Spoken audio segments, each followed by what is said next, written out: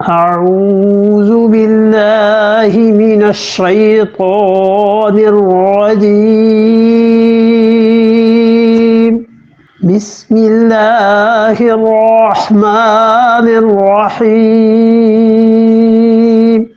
ومن يهاجر في سبيل الله يجد في الأرض مراغما كثيرا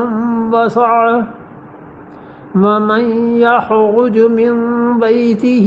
مهاجرا إلى الله ورسوله ثم يدركه الموت فقد وقع أجره على الله وكان الله غفورا رحيما۔ پھر ارشاد فرمایا کہ وَمَن يُهَاجِرْ فِي سَبِيلِ اللَّهِ، اور جو شخص بھی ہجرت کرے گا اللہ کی راہ میں۔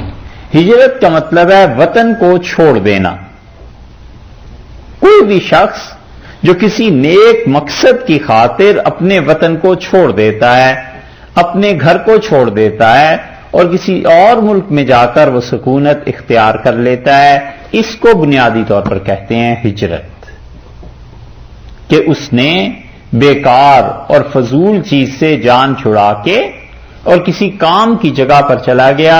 ہر وہ سفر جو انسان کو ایک ملک چھوڑنے پہ مجبور کرتا ہے کہ وہ دوسرے ملک میں چلا جائے، وہ ہجرت ہے، اور اس کی تفصیل آگے آ رہی ہے۔ اور سب سے افضل ہجرت تو ظاہر ہے وہی تھی جو حضور اقدس صلی اللہ علیہ وسلم کے زمانے میں ہوئی، اور قیامت تک اب بھی تمام وہ دنیا کے ممالک جن میں اسلام پر عمل کرنے میں دقت ہے، پریشانی ہے، اور اسلام پر کوئی عمل کرنے نہیں دیتا، اگر وہ لوگ وہاں سے اپنے ملک کو چھوڑ کر ایسی جگہ پر چلے جائیں جہاں اسلام کے قوانین ہیں اور جہاں شریعت کے مطابق زندگی بسر کرنے کی آزادی اور حریت ہے، وہ ہجرت ان کی بہت اچھی ہوگی، بلکہ واجب ہو جائے گی بعض حالات میں تو کہ وہ وہاں جائیں۔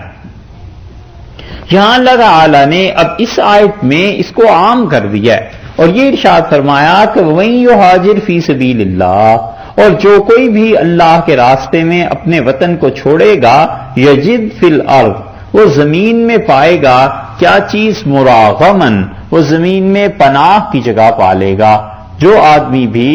اللہ کے لیے وطن چھوڑے، یعنی اللہ کی راہ میں وطن چھوڑے گا، یجد فی الارض مراغمن، وہ پائے گا ایک تو جگہ ایسی جو اس کو ٹھکانہ مل جائے گا، کثیرہ،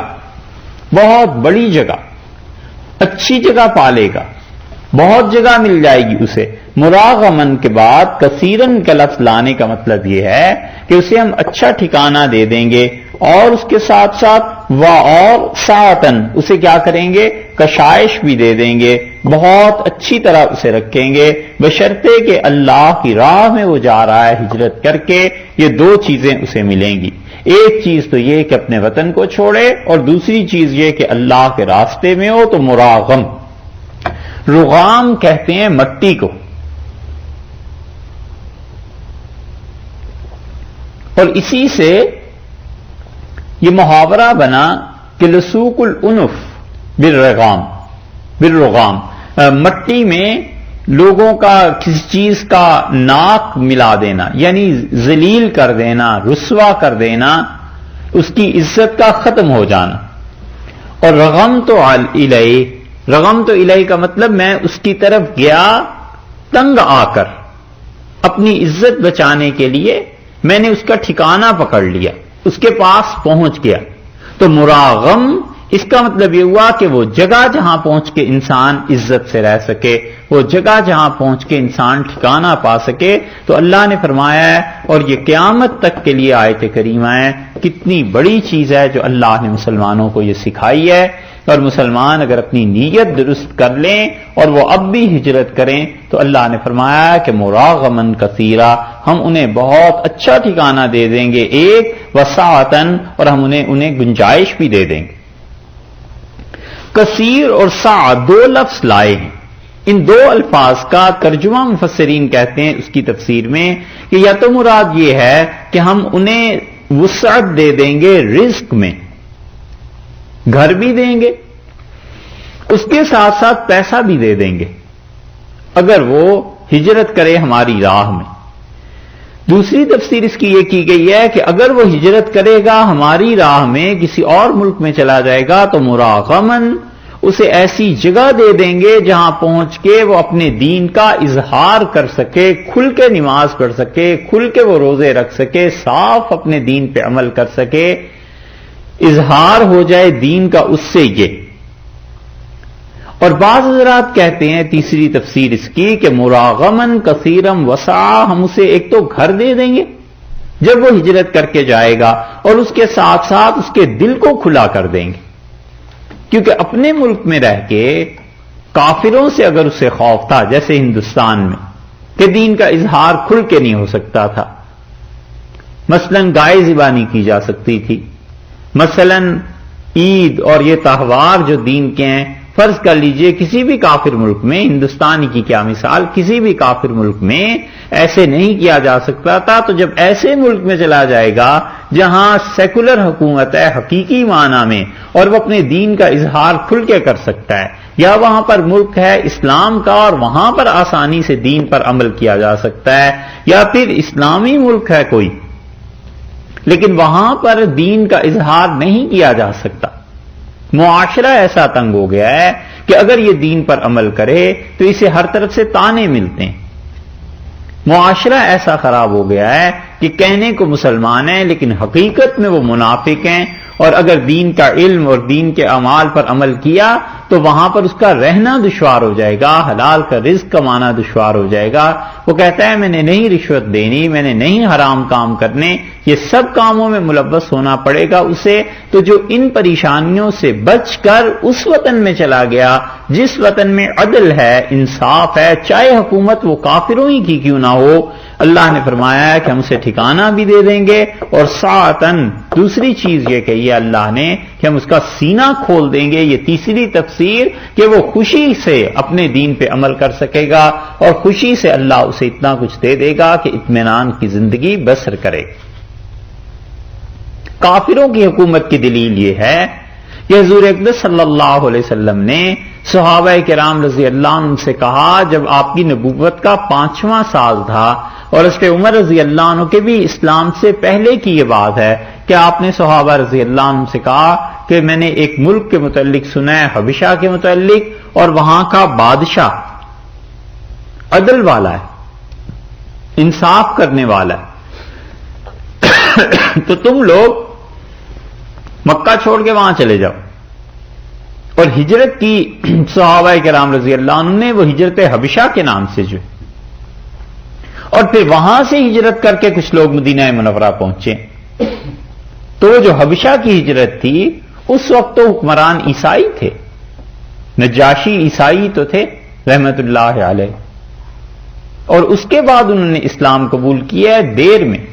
کیونکہ جب مسلمان پہنچے ہیں تو ادھر سے حضرت عمر بن العاص رضی اللہ عنہ وغیرہ پہنچ گئے، اور یہ چونکہ بادشاہوں کے درباروں میں جاتے رہتے تھے اس لیے انہیں پتا تھا کہ وہاں کیا کیا آداب اور طریقے ہیں، اور جاتے ہوئے چمڑا لے گئے۔ چمڑا بڑی مرغوب چیز تھی، بادشاہ اس سے اپنے بستر بنواتے تھے، جوتے بنواتے تھے، جو بھی چمڑے کی مصنوعات ہیں، اور وہاں چمڑا کم ملتا تھا، اور اہل مکہ کے پاس چمڑا بہت اچھا آتا تھا، اور وہ جاتا تھا ہندوستان سے، ہندوستان کے ساتھ تجارت تھی، اور جو چیزیں ہندوستان سے جایا کرتی تھیں حضور اقدس صلی اللہ علیہ وسلم کے دور میں بھی اور اس سے بھی پہلے تلواریں جاتی تھیں بہت اچھی ہندوستان سے بن کے، عطر جاتا تھا، یہ کیا اسے آپ کہتے ہیں، سونٹ سمجھتے ہیں، ادرک کو خشک کر لیتے ہیں، یہ جاتا تھا۔ رسول اللہ صلی اللہ علیہ وسلم کو ہندوستان سے ایک راجا تھے قنوج کے، انہوں نے بھجوایا تھا پورا گھڑا بھر کے، تو رسول اللہ صلی اللہ علیہ وسلم نے اس کو تقسیم کیا، اور یہ کہتے تھے حضرت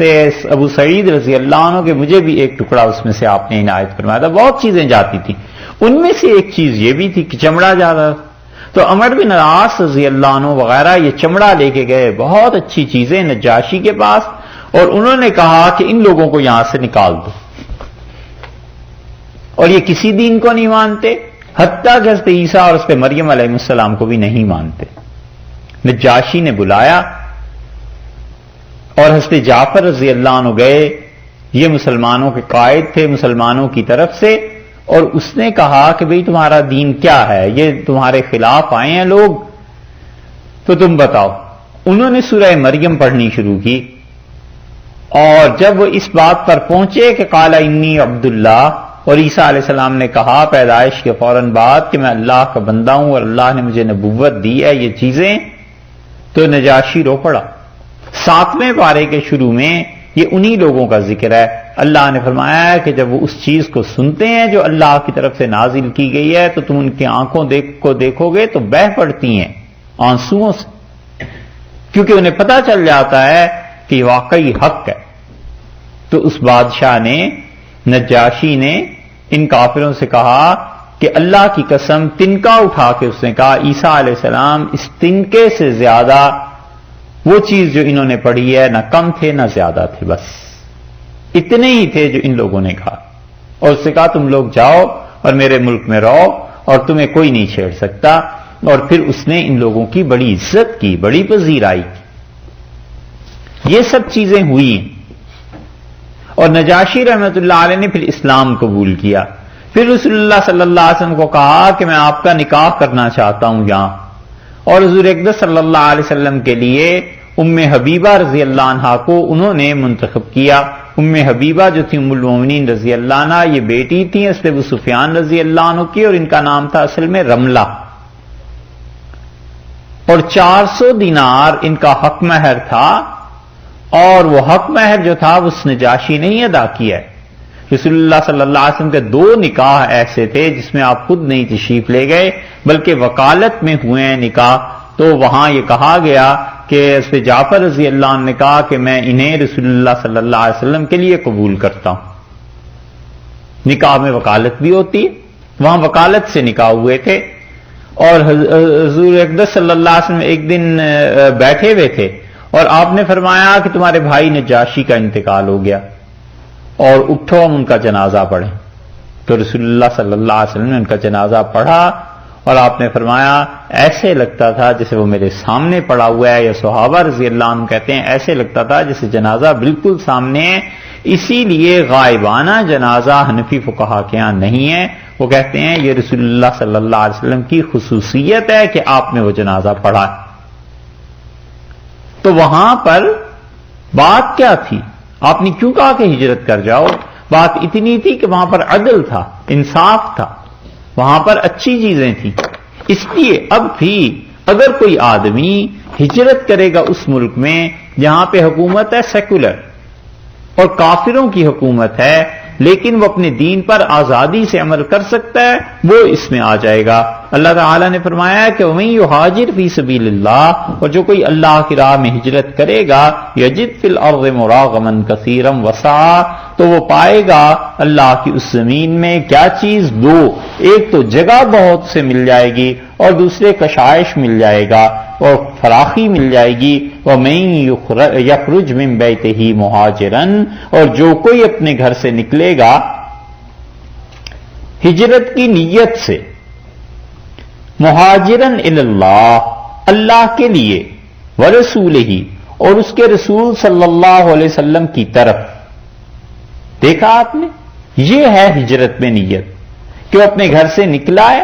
اللہ اور اس کے رسول صلی اللہ علیہ وسلم کی طرف ہجرت کے لیے، ثم یدرکہ الموت، اور پھر اسے موت آ پکڑے، موت اسے لے لے، فقد وقع،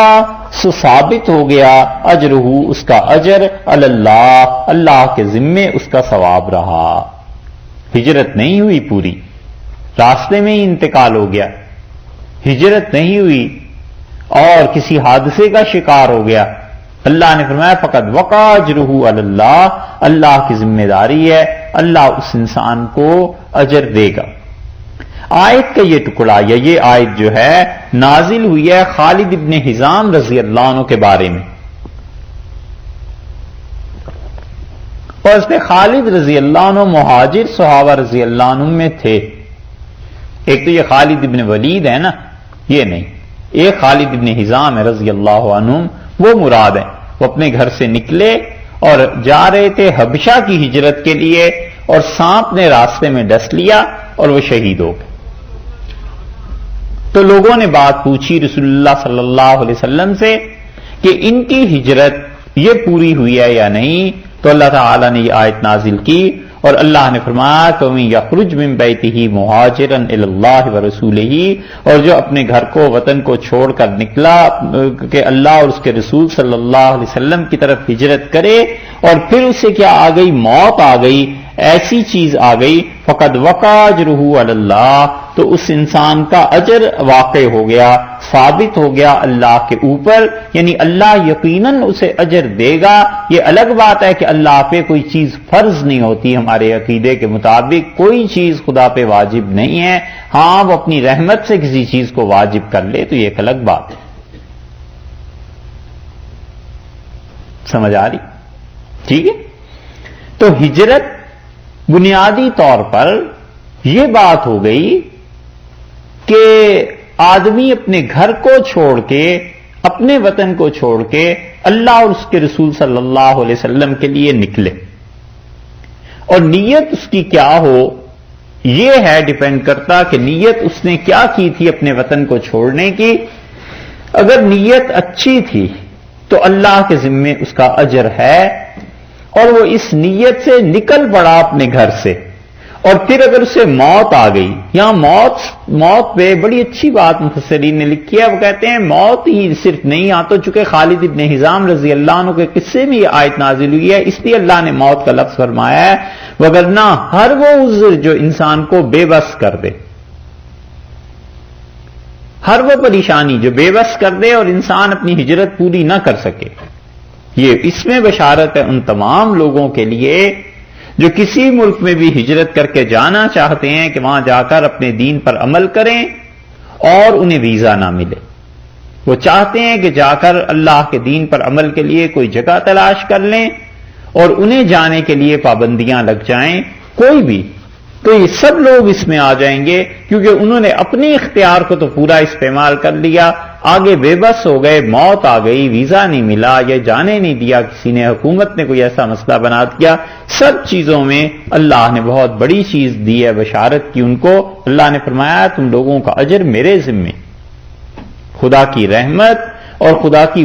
خدا کی رحمت کی وسعت کا اندازہ اس سے لگانا چاہیے کہ ارشاد فرمایا جو کوئی بھی اپنے گھر سے نکلے گا، اپنے وطن کو چھوڑے گا، حضرت ابراہیم علیہ الصلوۃ والسلام جیسے نکلے، تو انہوں نے جو ہجرت کی ہے، آپ اس ہجرت کو دیکھیں سورہ شعراء میں، سورہ شعراء میں ان کے الفاظ آئے ہیں 22ویں پارے میں، نہیں 19ویں پارے میں، سورہ شعراء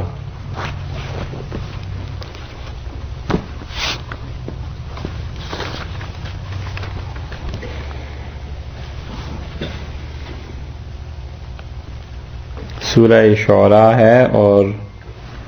نمبر ہے اس کا 26۔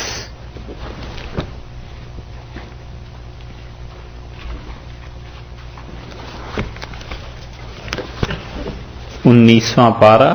سورہ شعراء۔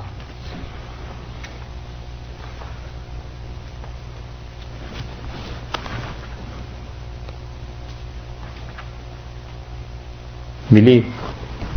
اچھا، اس کی آیت نمبر دیکھیے 69 بلکہ 69۔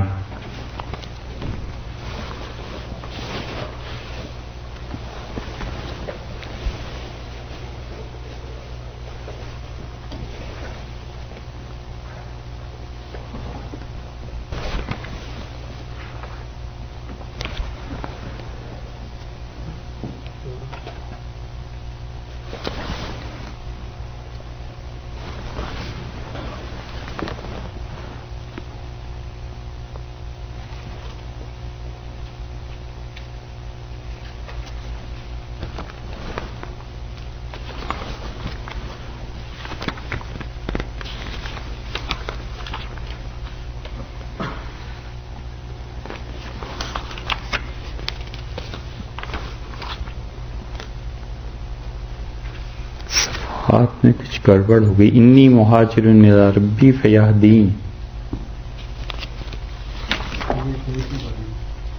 یہ الفاظ کہاں ہیں؟ صافات میں. چلیں جی وہ جگہ دیکھ لیتے ہیں. 23ویں پارے میں صافات دیکھیے، سورہ صافات. یہ وہی ہے جس میں پہلے بھی صفات میں گڑبڑ ہوئی تھی نا. 23ویں پارے میں سورہ صافات، سورہ یاسین کے بعد. اچھا اس میں دیکھیں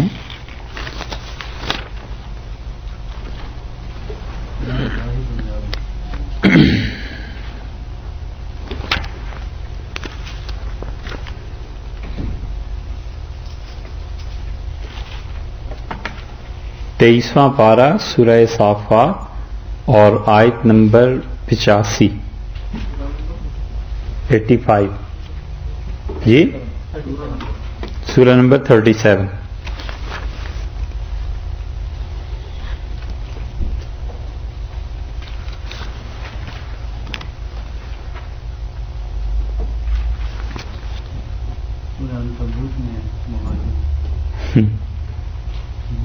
یہاں بھی نہیں ہے. فآمن لہ لوط. دیکھو یار سورہ چلیے اچھا وہاں دیکھ. سورہ عنکبوت نمبر کیا ہے اس کا؟ 29. اچھا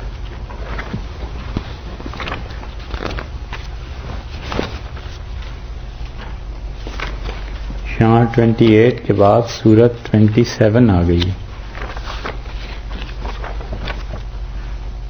ہاں جی سورہ عنکبوت ہے 20واں پارہ ہے اور آیت نمبر اس کی دیکھیے 31 بلکہ اس سے بھی پہلے دیکھ لیجئے آیت نمبر اس کی 66. یہاں پہ سورہ عنکبوت میں 20ویں پارے میں اللہ تعالیٰ نے حضرت ابراہیم علیہ الصلوۃ والسلام کا ذکر کیا اور یہاں ارشاد فرمایا کہ فآمن لہ لوط. حضرت ابراہیم علیہ الصلوۃ والسلام پر ایمان لائے لوط علیہ السلام کیونکہ یہ ان کے بھتیجے تھے. وقالا اور کہا ابراہیم علیہ السلام نے انی مہاجر الی ربی، میں وطن چھوڑتا ہوں اپنے پروردگار کے لیے، اللہ کی راہ میں ہجرت کرتا ہوں. انہ هو العزیز الحکیم، بلا شبہ اللہ ہے زبردست اور حکمت والا. ووہبنا لہ اسحاق، اور ہم نے اسے اسحاق دیا، ویعقوب اور یعقوب علیہ الصلوۃ والسلام سے نوازا. وجعلنا فی ذریتہ النبوۃ، تو اور ہم نے ان کی ذریت میں نبوت رکھی. والکتاب اور کتاب آتیناہ اجرہ فی الدنیا، اور ہم نے دنیا میں بھی انہیں اجر دیا. وانہ فی الآخرۃ لمن الصالحین، اور آخرت میں بھی اللہ کے نیک بندوں میں ہے وہ. یہ سارے انعامات ان پہ ہوئے ہیں اور اللہ تعالیٰ نے ان کی ہجرت کا ذکر کیا کہ انہوں نے ہجرت کی اللہ کی راہ میں. یہاں بھی یہی فرمایا کہ جو کوئی بھی ہجرت کرے گا اپنے وطن کو چھوڑے گا مہاجرن الی اللہ ورسولہ، اللہ کی طرف ورسولہ اور اس کے رسول صلی اللہ علیہ وسلم کی طرف، اور چاہے اس انسان کو پھر کوئی عذر پیش آ جائے، فقد وقع اجرہ علی اللہ، اس کا اجر اللہ کے ذمے ہے، یعنی اللہ اسے یقیناً اس کا اجر دے گا. اس سے پتہ چلا کہ کوئی بھی آدمی جو اپنے وطن کو چھوڑتا ہے اللہ کے لیے، اس کے رسول صلی اللہ علیہ وسلم کے لیے، وہ ہے مہاجر. اور ہجرت کے فوراً بعد جو مصائب اور تکالیف برداشت کرنا پڑتی ہیں وہ تو ہے ایک نیچرل چیز وہ ہے، اور اس کے بعد دو چیزیں اللہ نے کہی ہیں کہ خدا اسے ٹھکانہ بھی دے دے گا اور اس کے ساتھ ساتھ گنجائش بھی دے دے گا، بشرطے کہ مومن بھی ہو اور اس کی نیت درست ہو. اس لیے اس ہجرت کے باب کو فقہا نے بہت وسیع کیا ہے، اور وہ اس آیت سے یہ سمجھے ہیں کہ وہ کہتے ہیں کہ ہر کوئی آدمی جو حج کے لیے جائے اپنے گھر کو چھوڑ کے اللہ کی راہ میں نکلے اور نیت اس کی ہو اللہ ہی کی راہ میں جانے کی، تو وہ بھی اس میں شامل ہے، اگرچہ اس انسان کو موت آ جائے. نکلا وہ اپنے گھر سے حج کے لیے، گھر چھوڑا اس نے اللہ اور اس کے رسول صلی اللہ علیہ وسلم کے لیے، اور موت آ گئی وہ بھی مہاجر ہو گیا، وہ اس آیت میں شامل۔ اسی طرح وہ انسان جو اپنے گھر سے نکلتا ہے دین کا علم حاصل کرنے کے لیے کہ میں جاؤں اور کہیں دین کا علم حاصل کروں اور میں پڑھوں، اور پھر وہ اس شہر میں پہنچا اور مر گیا، یا اسے کوئی عذر پیش آ گیا اور وہ نہیں جا سکا، تو بھی وہ اس آیت میں شامل ہے، کیونکہ اس کی نیت میں تو اللہ اور اس کے رسول صلی اللہ علیہ وسلم شامل تھے۔ تیسری چیز اسی آیت کریمہ کے ضمن میں مفسرین نے لکھی ہے کہ کوئی آدمی اس لیے جائے اپنے گھر بار کو چھوڑ کے کہ وہ تزکیہ حاصل کر سکے، اچھے اخلاق حاصل کر سکے، جہاں جا کر دین کے مطابق اپنی تربیت حاصل کر سکے، کسی جگہ پہ جہاں مشائخ ہوں ان کی خدمت میں، یا اللہ کے نیک بندے ان سے جا کر وہ تربیت حاصل کرنا چاہے، وہ بھی مہاجر ہے، اپنے گھر سے نکلا ہے اور صحیح نیت سے نکلا ہے۔ 4 چیزیں ہو گئیں۔ اور امام نصفی رحمۃ اللہ علیہ نے مدارک میں بڑی وضاحت سے لکھا ہے کہ کوئی بھی آدمی جو اپنا ملک اس لیے چھوڑ دے کہ اس کے ملک میں حلال کا رزق نہیں ملتا، جو اس کی گنجائش کو پورا کر سکے، جو اس کی ضروریات کو پورا کر سکے، جتنا پیسہ اسے چاہیے اس کے کاموں کے لیے نہیں ملتا، اور وہ کہتے ہیں اس نیت سے کسی اور ملک میں چلا گیا، وہاں جا کے جاب کر لی، وہاں جا کے اس نے اپنا بزنس کر لیا، وہاں جا کے اس نے کوئی ایسی تعلیم شروع کر دی جس کے نتیجے میں اسے جو نوکری ملے گی وہ اچھے پیسے کمائے گا، حلال کے رزق کے لیے اگر وہ نکلا ہے کہ اپنا یا اپنی اولاد کا یا اپنے خاندان کا بہتر وہ معاش کا ذریعہ تلاش کرے، وہ کہتے ہیں نصفی رحمۃ اللہ علیہ وہ بھی اس آیت میں شامل ہے کہ اپنے گھر سے نکلا اور اللہ اور اس کے رسول صلی اللہ علیہ وسلم کی نیت کر کے، اور پھر اس کو موت آ گئی تو فقط وقع اجرہ علی اللہ، اس کا اجر اللہ کے ذمہ رہا، نیت اس کی قبول خدا نے کر لی۔ اگر وہ رہ جائے گا، ٹک جائے گا، تو 2 انعامات جو اللہ نے اوپر کہے ہیں، اللہ نے فرمایا ہے ہم اسے کھانے کو بھی رزق دے دیں گے خوب، اور اس کو ٹھکانہ بھی دے دیں گے۔ اور یہ بالعموم دیکھنے میں آتا ہے اللہ کا یہ وعدہ اب بھی کہ جو لوگ واقعی صحیح نیت کے ساتھ اپنے گھروں سے نکلتے ہیں اور ان کے ذہن میں یہ ہوتا ہے کہ ہم اپنے ملک میں رہ کے اسلام پر عمل نہیں کر سکتے یا اسلام پہ عمل بھی کر سکتے ہیں، تو حلال کا رزق کیا نہیں رہا ہے، کہیں اور چل کے حلال کا رزق کمانا چاہیے، ان لوگوں کو اس کی برکات نصیب ہوتی ہیں اور اللہ ان کا کام بھی کرتا ہے اور اللہ تعالیٰ ان کے کاموں کو سنوارتا بھی۔ اس لیے جتنے بھی لوگ اللہ کی راہ میں نکلیں گے اور نیت ان کی ٹھیک ہوگی وہ اس میں شامل ہوں گے۔ وَقَانَ اللَّهُ غَفُورًا رَحِيمًا، اور آخر پر فرما دیا ہے کہ دیکھو اللہ تعالیٰ مغفرت کرنے والا ہے، بخشنے والا ہے اور مہربان ہے، یعنی روزی کا ڈر نہیں چاہیے، بہت جگہ تمہیں رزق مل جائے گی، وسعت مل جائے گی، اور یہ خطرہ نہیں ہونا چاہیے کہ شاید راہ میں ہی مر جائیں، کیونکہ تمہارے ذمے جتنا کام ہے بس وہ کرو اور اس میں پورا پورا ثواب ہے،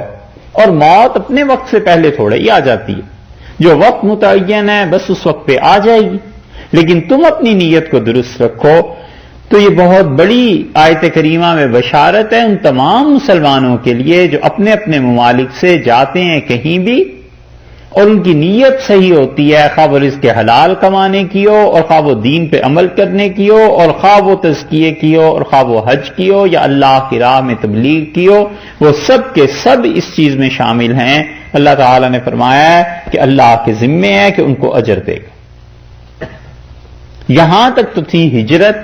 ان 4 آیات میں اللہ تعالیٰ نے اس کی بشارت دی۔ اس کے بعد بات شروع کی ہے کہ اگر جہاد شروع ہو جائے اور فوجیں آمنے سامنے ہو جائیں تو اس وقت نماز کا کیا کرنا ہے۔